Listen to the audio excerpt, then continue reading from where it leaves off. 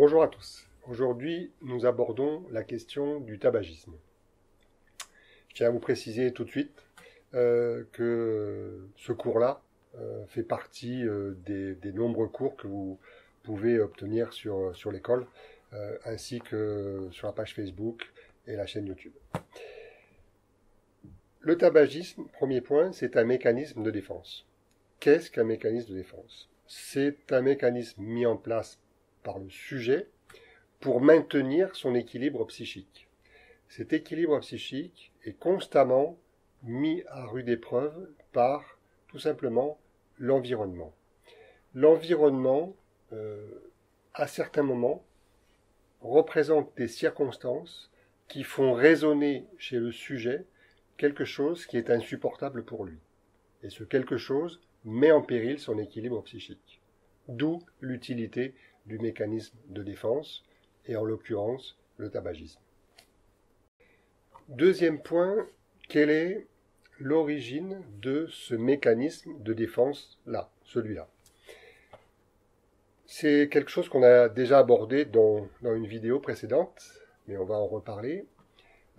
L'origine de ce mécanisme est très ancienne, ça remonte à la première année de la vie de l'individu, ce qu'on appelle le stade oral. C'est un moment de l'existence du sujet où toute son énergie psychique et probablement une bonne partie physiologique est concentrée sur la sphère orale.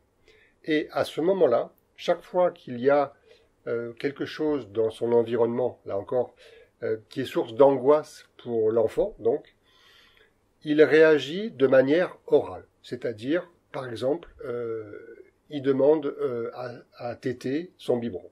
Exemple. Donc, l'angoisse est compensée par la succion. Plus tard, à l'âge adulte, cette association entre angoisse et mécanisme, on la retrouve, et en l'occurrence, on la retrouve dans l'association avec le tabagisme. C'est-à-dire que chez l'adulte, le tabagisme devient un moment refuge, on va dire, contre l'angoisse, le stress, etc.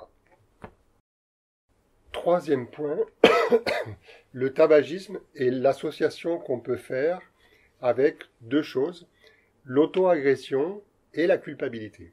Sachant que les deux derniers, auto-agression et culpabilité, sont systématiquement liés chez tout le monde. En termes d'auto-agression, j'ai envie de rappeler deux choses. D'une part, tout le monde, sans exception, connaît la dangerosité du tabagisme, et donc en termes de santé. Et donc, continuer malgré ça à avoir ce type de comportement, on peut qualifier ça d'auto-agressif. Et deuxième point, le tabagisme, c'est aussi une source de souffrance quelque part. Alors, pas que ça, mais à certains moments de souffrance. Pour le sujet qui a ce mécanisme-là de défense. On va prendre deux exemples. La toux que ça peut générer.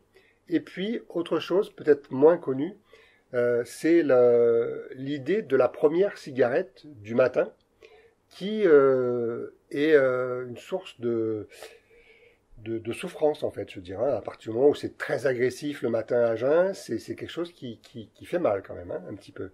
Et ce moment-là fait appel à une autre notion, celle qui relie, en fait, la souffrance et la notion d'existence.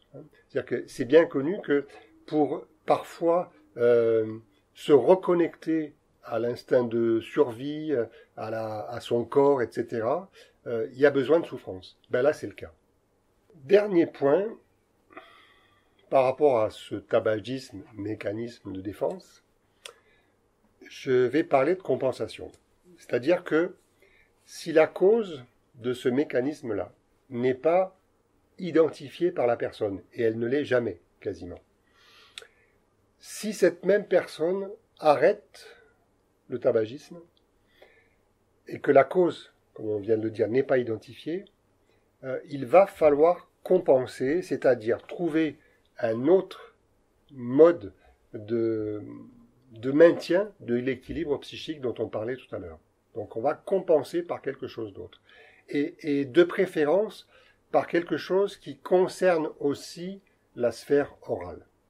Et donc, probablement, c'est pas automatique, mais très fréquent, probablement que l'arrêt du tabagisme va déboucher, c'est le cas de le dire, sur une alimentation un peu excessive, ce qui va générer une prise de poids.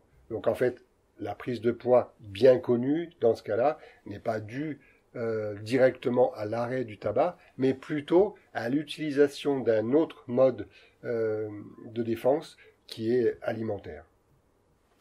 Voilà pour aujourd'hui. Merci à tous, à très bientôt.